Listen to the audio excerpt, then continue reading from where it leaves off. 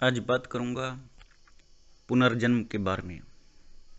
दोबारा जन्म होना और दोबारा जन्म होने के बाद भी आपका जन्म होगा यह नहीं होगा, ये किसी को नहीं मालूम। आज इसी बारे में बात करता हूं।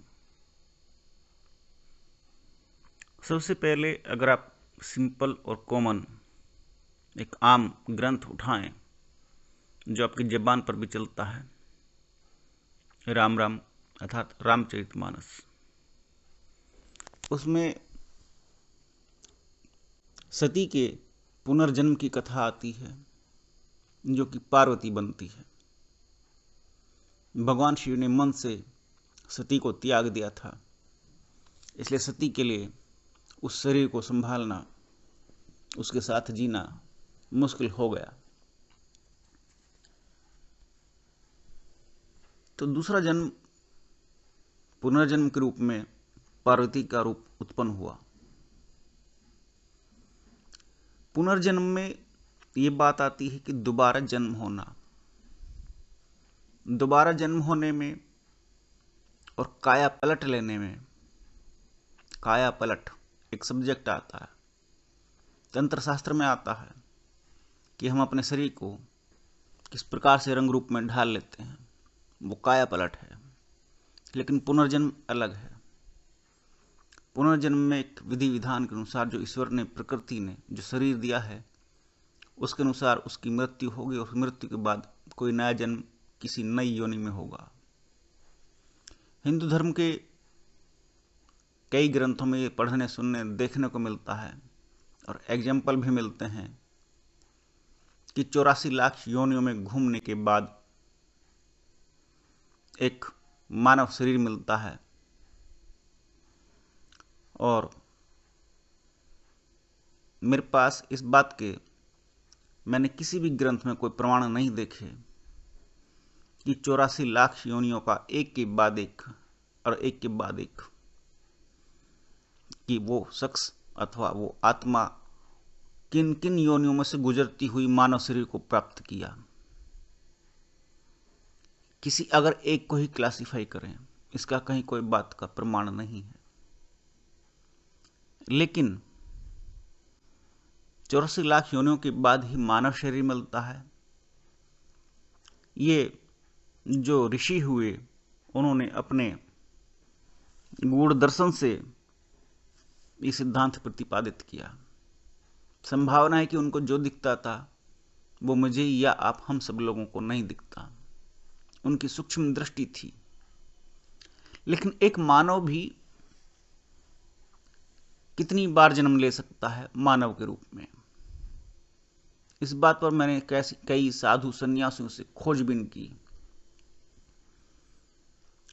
तब पता चला जो अंतर्यामी थे, जो समाधिस्थ थे, जिनसे मैं मिल पाया, मेरा ऐसा सौभाग्य रहा कि मानव शरीर अगर एक बार मिलता है तो 7 बार के लिए मिलता है। 7 बार ये मानव शरीर मिलेगा। उसमें आप स्त्री पुरुष भी हो सकते हैं। उसमें आप लोअर लेवल से अर्थात शूद्र से लेकर के ऊपर तक ब्राह्मण तक की यात्रा कर सकते हैं।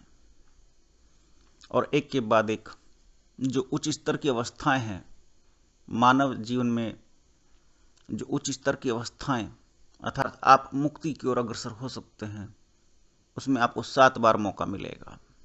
अगर आप स्त्री हैं तो आपका उच्च स्तर है पुरुष होना। पुरुष हैं तो आपका उच्च स्तर होना कि आप अगर शूद्र में हैं, शूद्र से ऊपर उठ करके वैश्य बनना, वैश्य से ऊपर उठ करके आपको राजपूत जिनको कहते हैं क्षत्रिय बनना, क्षत्रिय से ऊपर उठ करके ब्राह्मणत्व को प्राप्त करना, और ब्राह्मण से ऊपर उठ करके जो सन्यासी है जिन्हें संसार छोड़ दिया, अविनाशी तत्व को प्राप्त करने के लिए की गई साधना, ये कुछ क्रम मुझे देखने को मिले, ये पुनर्जन्म के रूप में देखने को मिले। लेकिन कई ग्रंथों में पुनर्जन्म की कथा आती है। महात्मा बुद्ध जब अपने सारथी के साथ नगर भ्रमण को निकले तो उन्हें गलती से एक बूढ़ा दिखाई दे गया। उनके पिता राजा शुद्धोधन का आदेश था कि कहीं कोई दुख, कष्ट अथवा बूढ़ा शरीर वृद्ध लोग राजकुमार को न दिखाई दें, लेकिन फिर भी एक गलती से बूढ़ा दिखाई दे गया। तो महात्मा बुद्ध ने सारथी से पूछा, जरा ठहरो, वो जो मुझे दिखाई दिया वो क्या है? सारथी ने उत्तर दिया, ये हम सब के जैसा मनुष्य था, अब ये बूढ़ा हो गया है। महात्मा बुद्ध ने पूछा, क्या हम भी बूढ़े होंगे? कहा, हाँ, हम सबको बूढ़ा होना है, एक अवस्था है जीवन की, हम सब वृद्ध अवस्था को प्राप्त होंगे। एक दिन आप भी ऐसे बन जाएंगे और मैं भी ऐसे हो जाऊंगा। बुद्ध को आश्चर्य हुआ। बुद्ध आगे चले। एक दूर गली में कुछ लोग जाते हुए दिखाई दिए। सारथी चन्ना ने रथ कहीं और को मोड़ दिया। ये सब लाइट ऑफ एशिया में मिलेगा आपको। जिधर को लोग जा रहे थे उनके पास एक अर्थी थी, सब यात्रा थी। बुद्ध की दृष्टि उस पर भी पड़ी। बुद्ध ने पूछा, वो क्या कर रहे हैं? वो इतने सारे लोग क्यों इकट्ठे हैं? दूर से दिखाई दिया।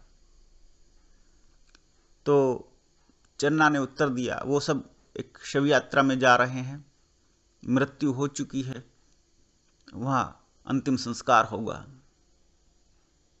बुद्ध ने कहा, मुझे भी देखना है, मैं जानना चाहता हूं अंतिम संस्कार क्या है। बुद्ध उस जगह पर पहुंचे जहां अंतिम संस्कार की प्रक्रिया चल रही थी। बुद्ध ने चन्ना से पूछा, ये क्या है? उन्होंने कहा, आपका शरीर मर गया है, आप मर चुके हैं। तो तब उसके बाद शरीर जलाया जाता है, किसी को भी जलाया जाता है या किसी को दफनाया जाता है।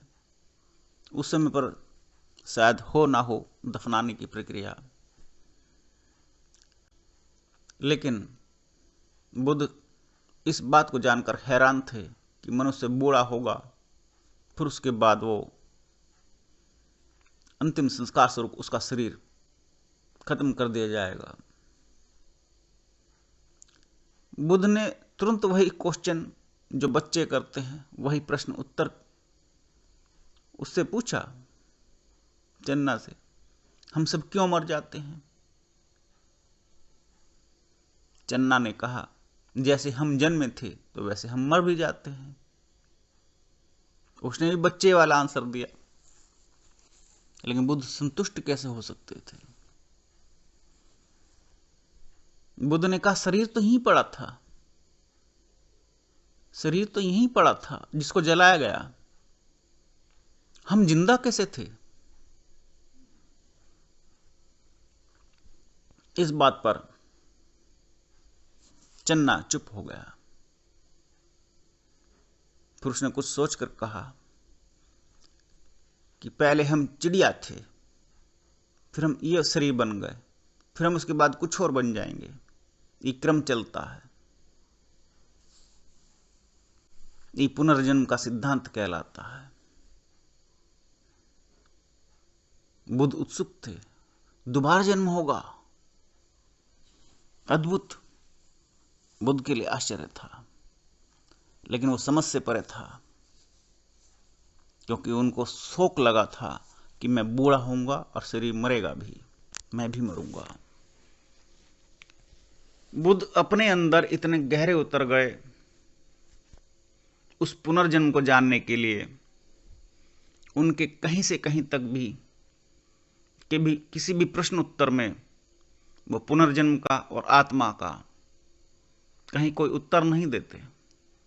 उनसे हालांकि पूछे गए, लेकिन कई प्रश्नों के उत्तर उन्होंने सिर्फ मुस्कुरा कर दिए, कोई उत्तर नहीं दिया। इस बात के दो कारण हो सकते थे कि या तो आम आदमी उस पुनर्जन्म के सिद्धांत को ना समझ पाए, और दूसरा कारण यह भी हो सकता है कि बुद्ध जिस पुनर्जन्म की थ्योरी को प्रतिपादित करने के लिए कारण और परिणाम ना दे पाए, उसको कैसे प्रस्तुत किया जाए। तो इसलिए बहुत सारे आत्मा के भी कई उत्तरों में भगवान बुद्ध शांत रहे, चुप रहे, मौन रहे। दूसरा सिद्धांत गीता में मिलता है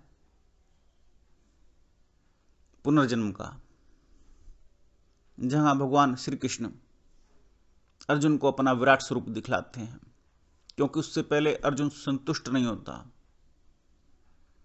वो कहता है कि मैं ये सब कैसे मान लूं, क्योंकि तुम भी तो मेरे साथ ही पले बड़े हो, तुम बस मुझसे थोड़े से बड़े हो। तब प्रभु कहते हैं कि तुम्हें मालूम नहीं कि मेरे कितने जन्म हो चुके हैं और तुम्हारे भी कितने जन्म हो चुके हैं, और हम न जाने कितने जन्मों को पार करते हुए इस काल में आज यहां खड़े हैं। हम सब एक आत्मा का स्वरूप हैं। आत्मा और अजर और अमर है। आत्मा को न कोई छीन सकता है, न जला सकता है, और बहुत सारा वर्णन आत्मा का गीता में भगवान श्री कृष्ण ने दिया, और वहां भी पुनर्जन्म का सिद्धांत प्रस्तुत होता है। ये हमारे दो बड़े महाग्रंथ रहे। इसके अलावा महाभारत की बात करें तो पुनर्जन्म का सिद्धांत वहां भी आता है। जब भीष्म पितामह अपने बल पर किसी प्रदेश से 3 कन्याओं को उठा लाया विवाह के लिए, स्वयं तो उसको विवाह करना नहीं था। अम्बे अंबिके बालिका, उनमें से एक कन्या रह गई जिसका विवाह नहीं हुआ, और वो किसी और से प्रेम करती थी। जब उसने सुना कि भीष्म पितामह उस कन्या को ले गया, और भीष्म पितामह ने लड़की के आग्रह पर उसको छोड़ भी दिया, जाओ जिससे प्रेम करती हो उससे विवाह कर लो, लेकिन उसने उसको स्वीकार नहीं किया। उसने कहा तुमको वो ले गया था, मैं तुम्हें कैसे स्वीकार करूं। यहां भीष्म पितामह ने भी उसको स्वीकार नहीं किया, क्योंकि वो वचनबद्ध था। उधर उसकी प्रेमी ने उसको स्वीकार नहीं किया, तो उसके मन में जो क्षोभ और दुख उत्पन्न हुआ, तो उसने भीष्म पितामह को श्राप दिया कि मैं तेरी मृत्यु का कारण बनूंगी। और वो 3 जन्म की तपस्या के बाद, लगातार एक के बाद एक जन्म की तपस्या के बाद, भीष्म पितामह के लिए शिखंडी का रूप धारण करके